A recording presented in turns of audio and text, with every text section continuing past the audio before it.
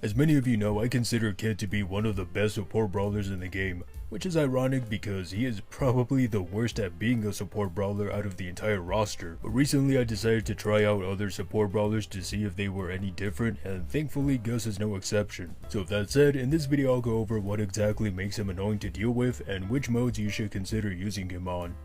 Now if you didn't watch my previous video on Mo, I talked about how some brawlers have playstyles that sort of contradict the type of brawler they are supposed to be. While Gus doesn't fall into this, if you have no prior knowledge of what he is, you might confuse him for being a marksman brawler. And you know what? I wouldn't blame you, because simply having long range and high attack damage is enough for most players to be convinced. However, it doesn't stop there, because moving on to his gadgets, I'm currently using Cookie Popper, which remotely pops all spirits to deal a little over 2000 damage each. So what this means is that if you land a hit on a brawler while summoning a spirit, you can deal more damage on the spot.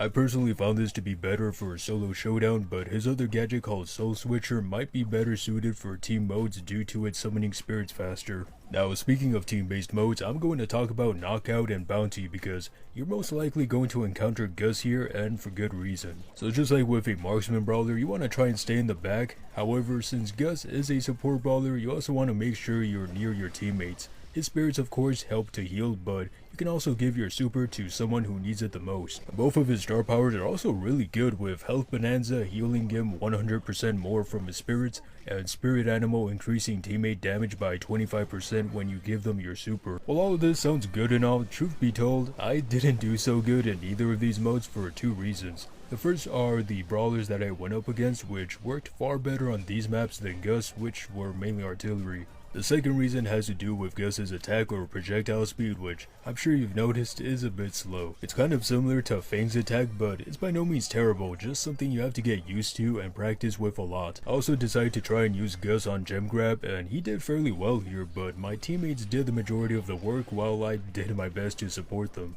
And you know, we often joke about how support brawlers are neglected or downright ignored when trying to help out, but I think Gus does do better in this regard. He may not be the easiest brawler to use, but he does offer the right amount of help without being too powerful.